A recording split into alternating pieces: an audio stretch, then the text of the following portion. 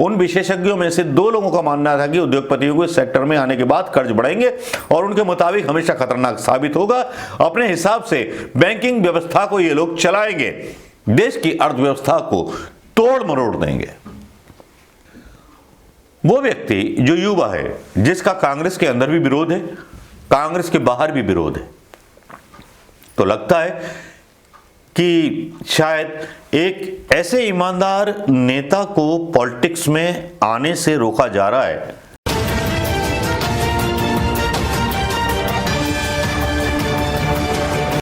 दोस्तों नमस्कार, मैं मनोज कुमार शर्मा लेकर के वो खबर, उस खबर का विश्लेषण, जिस खबर का विश्लेषण अभी तक किसी भी गोदी मीडिया ने नहीं किया, ना उसको डिटेल में बताया। ये है राहुल गांधी की वो। तो दोस्तों खबर ये है कि राहुल गांधी ने सीधे अदानी, अंबानी और मोदी जी पर हमला कर दिया। क्यों कर दिया, किस लिए कर दिया? भैया क्या जरूरत थी? भैया क्यों पंगे ले रहे हो? इनसे तो आप भी चंदे ले सकते थे। जिस तरह से मोदी जी चंदे ले रहे हैं तो कांग्रेस को भी चंदा लेकर के, जबकि अधीर रंजन जो चौधरी हैं, बंगाल के एक नेता, उनका बयान आया था कल, जिसको सुनकर मैं ताज्जुब रह गया, सन रह गया। जब गुलाम नबी आजाद ने बोला कि 5 स्टार बुक होता है, ये होता है, अधीर रंजन चौधरी बोले यहां एक पैसा नहीं है, पार्टी चलाने के लिए फंड नहीं है। और देखिए राहुल गांधी को, ये आदमी जो है बहुत टेढ़ा है। अरे क्या जरूरत है अदानी अंबानी के बारे में बोलने की? क्या जरूरत है मोदी के बारे में बोलने की? पैसा लो, अंडर करो, जेब भरो और पार्टी को भला करो, चुनाव जीतो, विधायक खरीदो। जिस तरह से भाजपा कर रही है तो आप क्यों नहीं कर सकते? बहुत सारी बातें हैं जिनका हम खुलासा कर सकते हैं, लेकिन राहुल गांधी वो काम नहीं कर सकते जो काम भारतीय जनता पार्टी करती रही। और भारतीय जनता पार्टी वही आरोप इंदिरा गांधी कांग्रेस पर लगाती रही कि इन्होंने भी ऐसा ही किया था तो हम भी ऐसे ही कर रहे हैं। सेंटर से राज्यपाल भेज दिए जाते हैं, बंगाल हो या कहीं हो, लेकिन राहुल गांधी हैं कि मानते नहीं, पैसा मंजूर नहीं है। तुम्हारे नेकर या कच्छे और पैंट उतार के रहूंगा, कोट भी उतार के रहूंगा। सूट बूट की सरकार के खिलाफ बोलने वाला एक नेता है तो राहुल गांधी। जो राहुल गांधी सवाल उठाता है उन ठेकों पर, जो ठेके दे दिए जाते हैं अदानी और अंबानी को। नई खबर तो ये है, सुनने में ये आया है, जो ट्वीट किया है राहुल गांधी ने, और जो ट्वीट किया मस्त किया, और क्या खबर आई है जनाबे आला, पढ़ के सुनाना चाहूंगा। खबर क्या आई है? आप लोगों ने शायद वो खबर देखी भी ना होगी, सुनी भी ना होगी, और सुनी भी होगी तो थोड़े से मनोरंजक अंदाज में मैं डाल देता हूं। तो इस मनोरंजक अंदाज को भूलिएगा मत, क्योंकि राहुल गांधी ने अदानी अंबानी से लेकर के प्रधानमंत्री मोदी जी की सत्ता पर भी सवाल उठा दिए हैं। उन्होंने जो पूछा और जो एक खबर चल निकली है, मैं मीडिया न्यूज़ के हवाले से खबर ही देना चाहूँगा, फेक न्यूज़ नहीं कहना चाहता। राहुल गांधी ने बोला है कि बड़े कारोबारी घरानों को बैंक खोलने की इजाज़त के प्रस्ताव पर राहुल गांधी जी का निशाना। कहा क्रोनोलॉजी समझिए। और ये हेडिंग हो सकता है, हमारे भी यूट्यूब चैनल का हेडिंग हो सकता है। उन्होंने बोला कांग्रेस के पूर्व अध्यक्ष राहुल गांधी ने रिजर्व बैंक ऑफ इंडिया के उस प्रस्ताव पर केंद्र सरकार पर हमला बोल दिया है। राशन पानी लेकर के चढ़ गए कि जिसमें देश के बड़े घरानों को बैंकिंग में क्षेत्र में उतरने की इजाजत देने की बात कही गई है। राहुल गांधी ने इस फैसले को गलत बताते हुए ट्वीट करते हुए कहा है, आरोप लगाया है सरकार ने पहले कुछ बड़ी कंपनियों का कर्ज माफ किया, उनका टैक्स माफ किया, अब बैंक खोलने की अनुमति दे रहे हैं।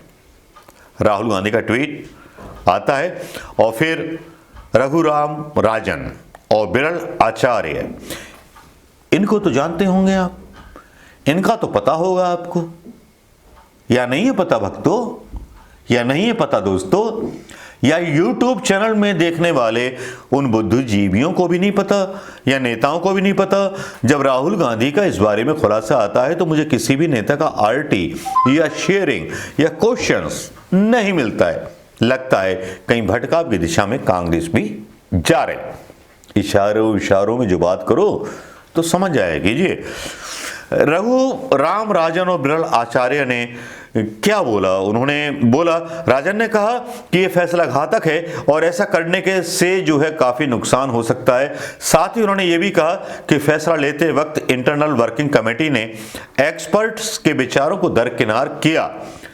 रघुराम राजन के लिंक्डइन साइट पर आरबीआई के इस कदम को लेकर कहा गया है कि वे सभी विशेषज्ञ आईडब्ल्यूजी से जुड़े हुए थे।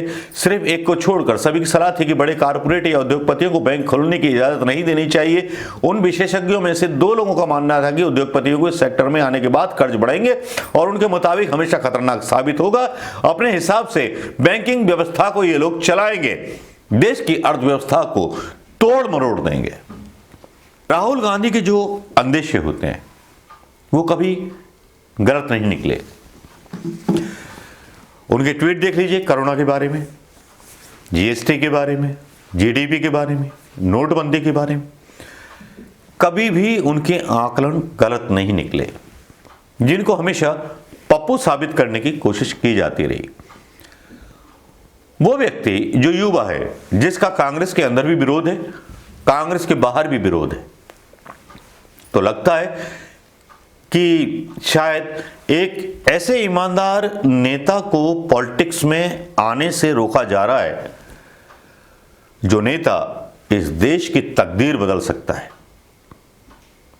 एक नेता जो देश के गरीबों के हाथ में वो कानून थमा सकता है, अपने पिता के तरह जिन्होंने पंचायती राज चालू किया था। एक नेता जो हर उस हिंदुस्तानी को शिक्षा, स्वास्थ्य और सोशल सिक्योरिटी का एक वादा कर सकता है। कोरोना के टाइम पर उन्होंने मांग की थी कि सबके घरों में पैसे भेजो, इकोनॉमी डूब जाएगी। इकोनॉमी डूबी, पैसे नहीं भेजे प्रधानमंत्री मोदी जी ने। प्रधानमंत्री मोदी जी दाढ़ी क्यों बढ़ा रहे हैं ये समझ में नहीं आ रहा। मतलब सब कुछ बेच के मांगेंगे या मतलब दाढ़ी जब भी कटवाएंगे जब सब कुछ बिक जाएगा, ये बात समझ में नहीं आती। लेकिन राहुल गांधी के सवालों पर भारतीय जनता पार्टी चौड़ी हो जाती है और इतनी चौड़ी हो जाती है कि वाकई में लगता है कि भारतीय जनता पार्टी अपनी नाकामयाबियों से मुंह मोड़ रही है। प्रधानमंत्री मोदी जी आते हैं, एक अलग वीडियो बन सकता है इस पर 8 मिनट का, वो अलग वीडियो बना लेता हूँ, तब आपसे बात करता हूँ। लेकिन राहुल गांधी जी के जो सवाल हैं उन पर आप कमेंट करना मत भूलिएगा।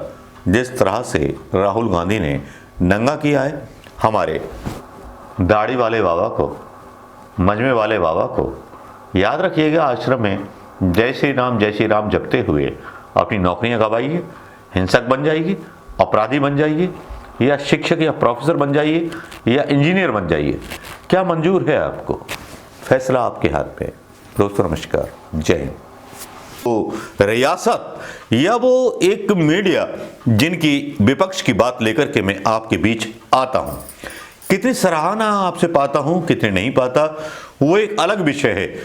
कितना पसंद करोगे, कितना नहीं करोगे, ये सोचकर भी वीडियो नहीं बनाता हूं। चल गए तो चल गए, नहीं चले तो कोई नहीं चले।